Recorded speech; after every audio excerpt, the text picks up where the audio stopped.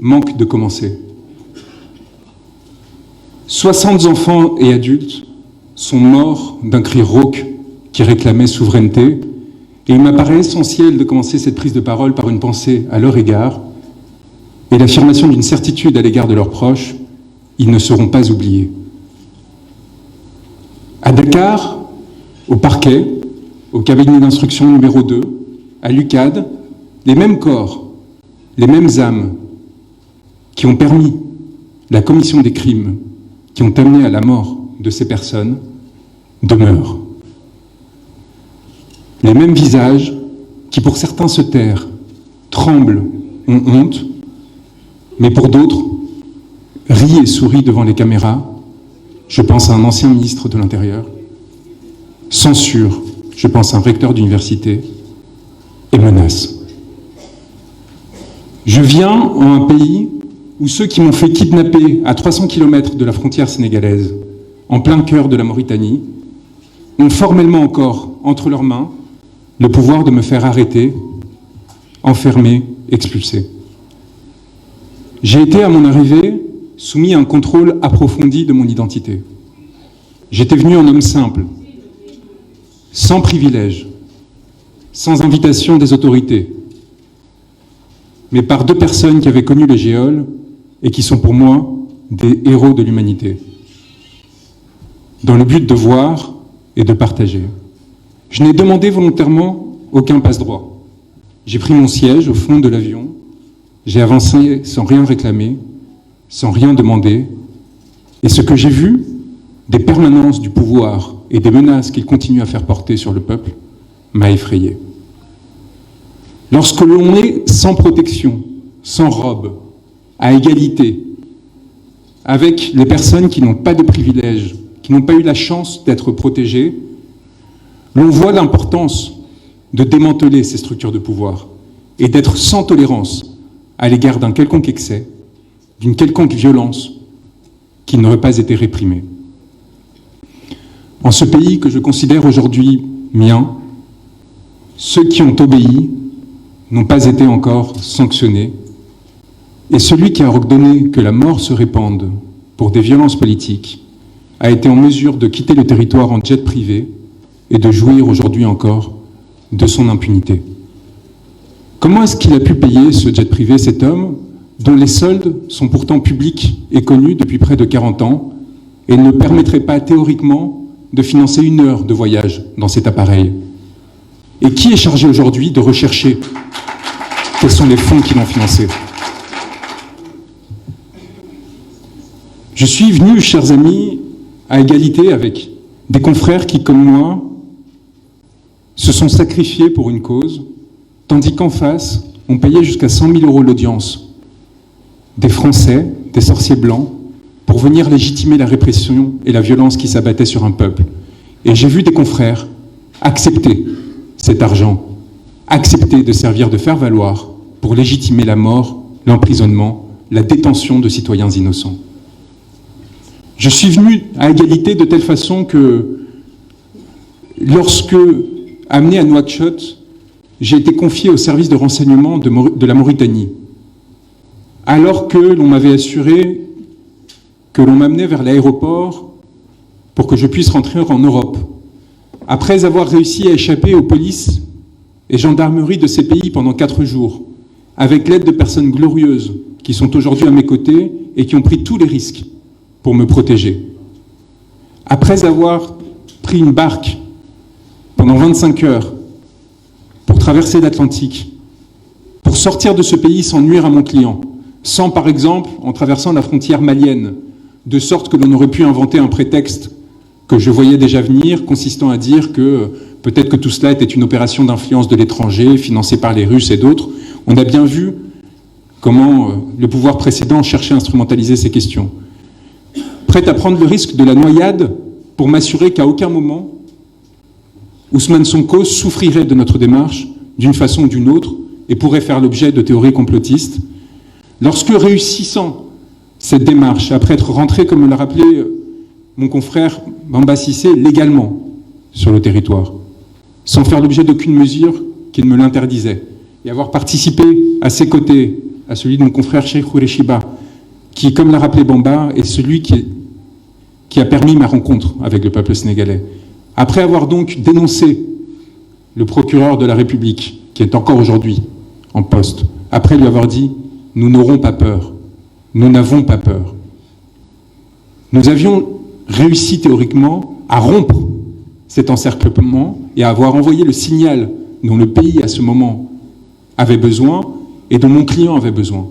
Car il est évident que si je suis venu au Sénégal à ce moment-là, alors que le procureur, justement, avait annoncé l'existence d'un mandat d'arrêt international, c'était d'une part parce que M. Sonko m'avait désigné lors de son placement en garde à vue pour une histoire funeste de téléphone portable qui s'était transformé en accusation de terrorisme. Rappelons-nous quand même du ridicule dans lequel ces autorités politiques avaient sombré. Et c'était évidemment par devoir, par le devoir que la robe m'imposait, c'est-à-dire de ne pas le laisser seul, alors que rien ne le justifiait. Et quand donc, séquestré par ces services de renseignement, qui m'ont mis une cagoule, qui, sans me présenter un avocat, une autorité consulaire, un juge, m'ont menotté et amené depuis la capitale, Nouakchott, contrairement à ce qui a été dit, en toute illégalité, jusqu'à la ville de Rosso, puis placé sur un bateau qui est accosté de l'autre côté de la rivière, près de Vaches, parce qu'ils avaient peur que l'on me voie, parce qu'ils savaient que ce qu'ils faisaient était illégal, et qu'ils ont dû me traîner dans la boue du rivage pour m'amener dans des pick-up banalisés, entourés de mitraillettes, puis transférés à nouveau dans un autre convoi, avant qu'enfin, à Saint-Louis, on me convie à la BIP et que je sois transféré à Dakar. J'ai compris que j'étais face à des gens qui ne jouaient pas selon les règles du jeu, qui ne respectaient pas le droit, qui ne faisaient pas qu'instrumentaliser le droit, qui avaient décidé de jouer avec les formes, de mentir, puisqu'ils diraient qu'ils m'avaient arrêté en traversant la frontière. Je peux vous dire, car les pêcheurs avec qui j'étais sont dans cette salle, et c'est, je pense, la chose la plus émouvante qui puisse m'arriver aujourd'hui. J'aimerais les saluer. Ces pêcheurs m'ont vu au moment où nous avons traversé la frontière maritime, où ils m'ont pu m'indiquer que nous n'étions plus dans des eaux territoriales sénégalaises. Le sourire qui m'a pris et la petite pensée que j'ai eue pour Antoine Félix Diome à ce moment-là, je peux vous dire que je ne l'oublierai jamais. Et nous avons continué pendant 8 heures. J'aimerais qu'il se lève.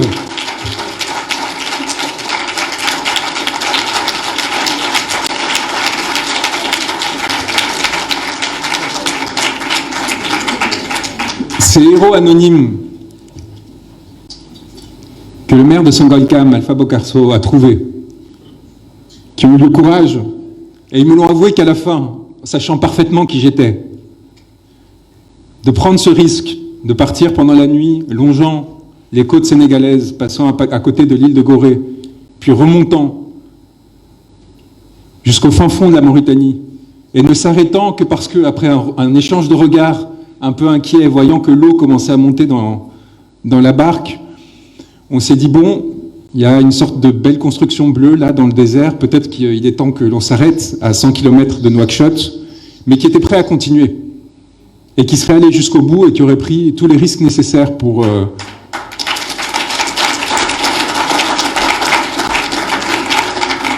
Et qui donc, après ces 25 heures, nous ont amenés dans cet endroit-là, le savent. On était très loin de cette frontière maritime. Et la question qui se pose, c'est pourquoi est-ce qu'ils ont cherché à mentir? Pourquoi est-ce qu'ils ont tenté de mentir? Parce qu'ils ont cherché à maquiller la réalité, parce qu'ils ont cherché à la rendre légale et à rendre notre geste illégal. Et donc, à partir de là, à tirer du droit une légitimité, non seulement pour me faire enfermer, mais une légitimité politique qui leur permette de perdurer.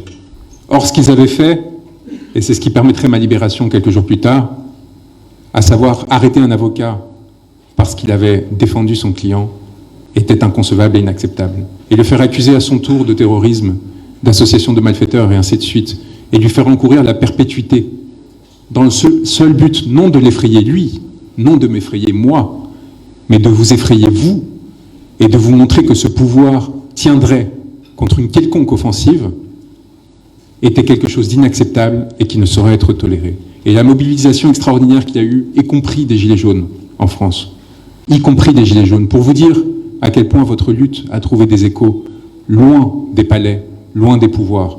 Cette mobilisation a permis de me sauver, et quelques mois plus tard, de sauver tous ceux qui étaient alors encore enfermés. Lorsque je suis rentré à Rebeuss, j'ai décidé de le faire pieds nus, comme cela a été raconté, pour une raison très simple. Je considérais que j'étais face à des violeurs, des gens qui ne méritaient nul respect et qui n'avaient aucun droit sur moi. Et donc j'ai refusé d'avoir aucun lien à leur égard, de me dégager entièrement de leur part. Ce n'était pas un geste calculé. De la même façon que cesser de boire et de manger pendant ces 3 jours s'imposait. Le fait de ne pas leur parler, si ce n'est pour dire cette phrase qui a été rappelée, « Seule la lutte libère », n'était pas un choix. C'était une obligation, une évidence. Et quand je me suis retrouvé dans cette cellule, sur ce lit que Jamil Sané prendrait à ma sortie, dans un chassé-croisé extraordinaire, alors qu'il m'avait accueilli à Dakar, après qu'on se soit croisé dans la cave, souriant de se retrouver au même moment sans pouvoir se parler, évidemment, pour ne pas mettre en difficulté ceux qui nous avaient aidés. Après avoir réussi à sortir de toutes ces opérations de déstabilisation grâce au courage, j'allais dire à l'inconscience d'Alpha Picasso, qui pendant ces 4 jours m'a protégé avec les siens, avec Ndiaye, avec le lutteur Dolé qui est là, Usine Dolé.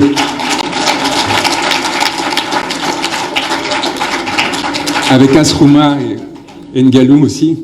Vraiment, ce courage qui leur a coûté cher, qui leur a coûté la liberté, était fondamental. Ce n'était pas un caprice, ce déplacement. Il ne s'est pas levé.